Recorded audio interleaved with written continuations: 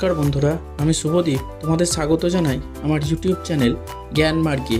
এই ভিডিওতে আমরা রায় মার্টিন প্রশ্নবিচিত্রা 2025 থেকে ষষ্ঠ শ্রেণীর পরিবেশ বিষয়ের দ্বিতীয় পর্যায়ক্রমিক মূল্যায়নের যে সকল মডেল সেটগুলি দেওয়া হয়েছে তার মধ্য থেকে 7 নম্বর মডেল সেটটির সকল প্রশ্নের উত্তরগুলি নিয়ে আলোচনা করব। তাহলে দেখো, একের বলেছে সঠিক উত্তরটি নির্বাচন করো। একের 1, প্রদত্ত কোনটি একটি সংকর ধাতু? এটা হবে অপশন ডি, সবকটিই।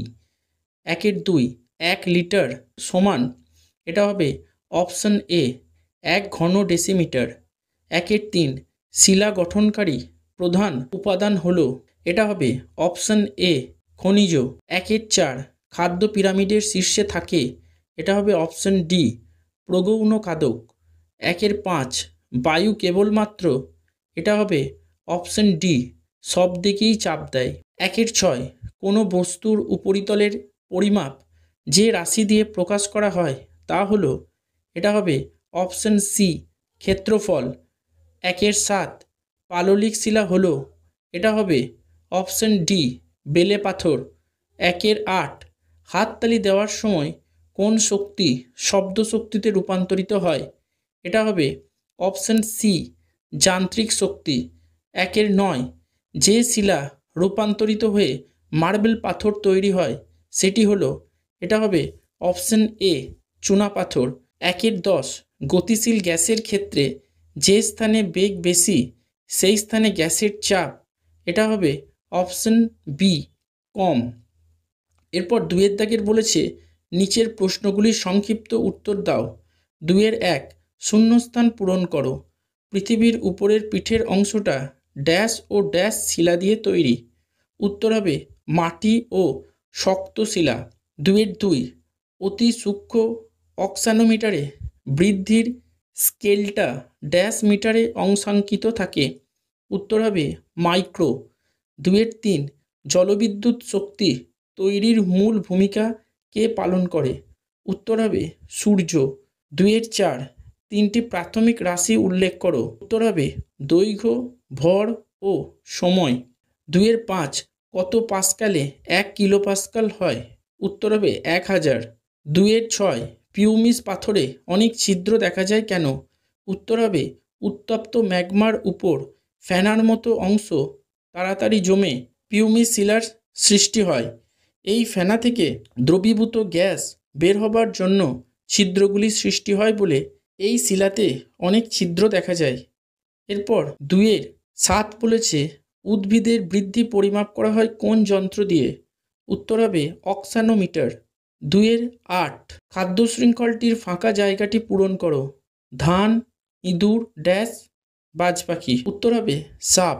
2-এর 9, দুটি কাগজের মধ্যে ফুঁ দিলে কাগজ দুটি জোড়া লেগে যায় কোন নীতির জন্য? উত্তর হবে বার্নৌলির নীতির জন্য।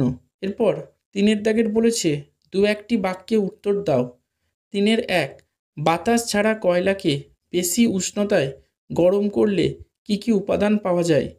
অ্যাম্বার লাইট কি?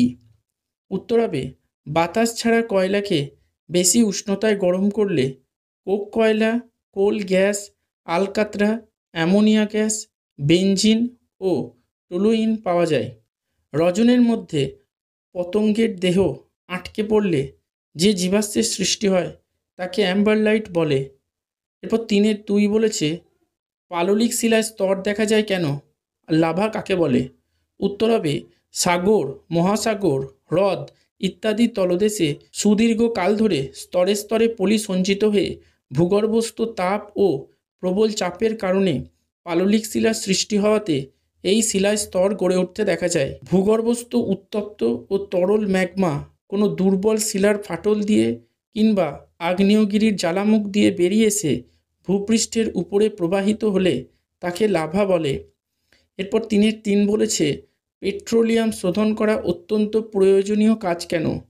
উত্তর হবে পেট্রোলিয়াম হলো একটা চটচটে তরল মিশ্রণ।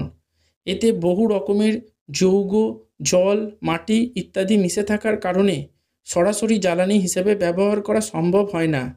এই কারণে পেট্রোলিয়াম শোধন করা অত্যন্ত প্রয়োজনীয়। এরপর 4-এর দাগের বলেছে 3-4টি বাক্যে উত্তর দাও। 4-1 ডিজিটাল স্টপওয়াচ বলতে কী বোঝায়? এই ঘড়িতে কত সূক্ষ্মভাবে সময় মাপা যায়? আমাদের জীবনে সব সময় পরিমাপের যন্ত্র দিয়ে সঠিক পরিমাপ করে কাজ করা সম্ভব হয় না। তখন আমাদের কিসের উপর নির্ভর করতে হয়? উত্তর হবে, যেসব স্টপওয়াচে সময় গণনার জন্য কোনো কাঁটা থাকে না, পরিবর্তে ঘড়ির স্ক্রিনে সংখ্যা ফুটে ওঠে, তাকে ডিজিটাল স্টপওয়াচ বলে।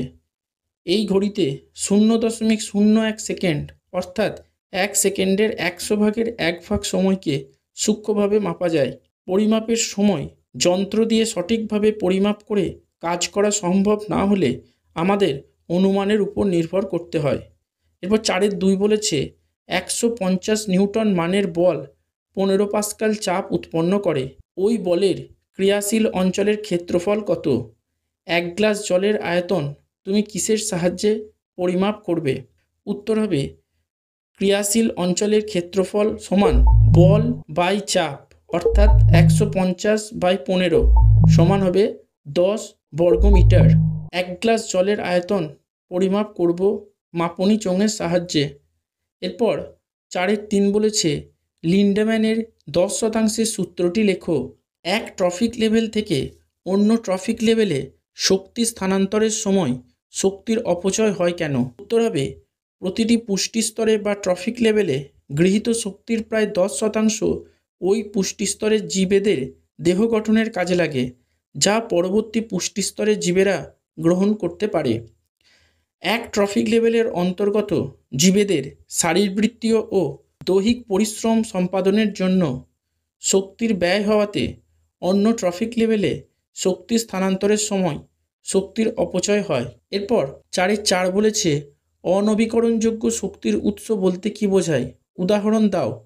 খাদ্যস্থিত শক্তি কী শক্তিরূপে অবস্থান করে? উত্তর হবে, যে সকল শক্তির উৎসগুলি একবার ব্যবহার করলে তাদের ভাণ্ডার নিঃশেষিত হয়ে যায় তাদের অনবীকরণযোগ্য শক্তির উৎস বলে, যেমন কয়লা, খনিজ তেল, প্রাকৃতিক গ্যাস।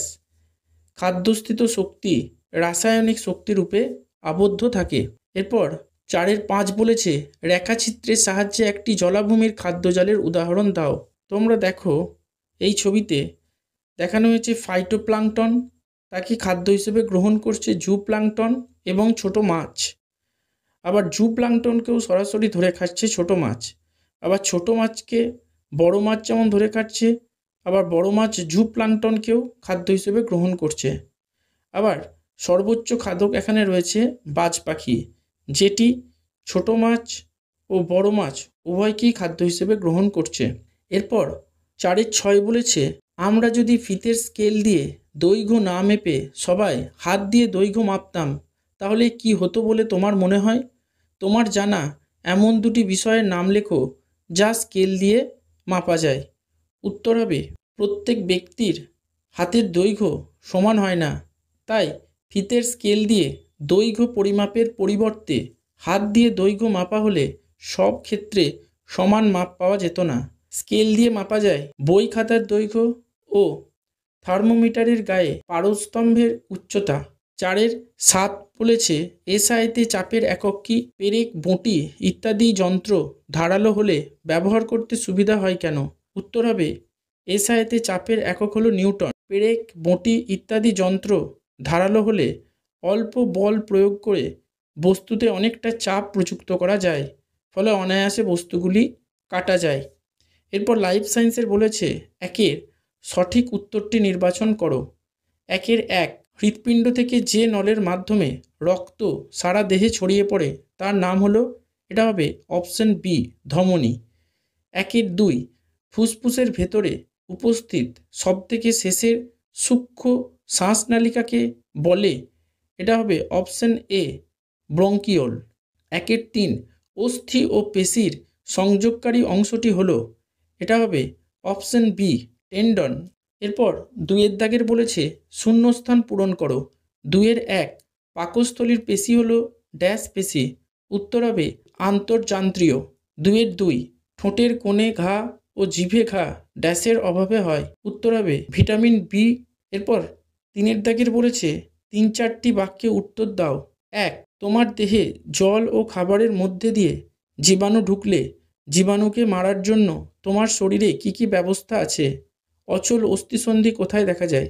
উত্তর হবে আমাদের মুখের লালাগ্রন্থি থেকে নিঃসৃত লালারসে থাকা লাইসোজাইম এবং পাকস্থলীর মধ্যে উৎপন্ন হওয়া হাইড্রোক্লোরিক অ্যাসিড জল ও খাবারের মধ্যে দিয়ে জীবাণু ঢুকলে তাদের ধ্বংস করে দেয়। মানুষের মাথার খুলিতে অবস্থিত ছোট ছোট অস্থিগুলির মাঝে থাকা অস্থিসন্ধি হল অচল অস্থিসন্ধি। এরপর 3-2 বলেছে পেশির সমস্যাগুলি লেখো। ত্রিপত্র কপাটিকা কোথায় দেখা যায়? উত্তর হবে ক, চোখের পাতা নাড়াতে কষ্ট হওয়া। খ, হাত ও পায়ের পেশিতে দুর্বল অনুভব করাতে হাঁটাচলা করতে কষ্ট হওয়া। আর ডান অলিন্দ ও ডান নিলয়ের মাঝে আছে ত্রিপত্র কপাটিকা। 3-3 মানবদেহের রক্তে কয় প্রকার রক্তকণিকা আছে ও কি কি? প্রতি প্রকার রক্তকণিকার একটি করে কাজ উল্লেখ করো। উত্তর হবে মানবদেহের রক্তে 3 রকমের কণিকা আছে, সেগুলি হলো লোহিত রক্তকণিকা, শ্বেত রক্তকণিকা এবং অনুচক্রিকা। লোহিত রক্তকণিকার কাজ হলো শরীরের আনাচে কানাচে অক্সিজেন সরবরাহ করা। শ্বেত রক্তকণিকার কাজ হলো দেহের প্রতিরক্ষা ব্যবস্থা গড়ে তোলা, অর্থাৎ কোনো বিজাতীয় বস্তু বা অ্যান্টিজেন শরীরে প্রবেশ করলে তাকে ধ্বংস করা। অনুচক্রিকার কাজ হলো কেটে যাওয়া স্থানে রক্ত জমাট বাঁধিয়ে রক্ত পড়া আটকানো। এই ভিডিওটা দেখে উপকৃত হলে অবশ্যই একটি লাইক করবে, কমেন্ট করবে এবং বন্ধুদের সাথে ভিডিওটা শেয়ার করবে। আর চ্যানেলটিতে নতুন হলে অবশ্যই সাবস্ক্রাইব করে পাশে থাকা বেল আইকনটি প্রেস করে দেবে। ভিডিওটি সম্পূর্ণ দেখার জন্য ধন্যবাদ। নমস্কার।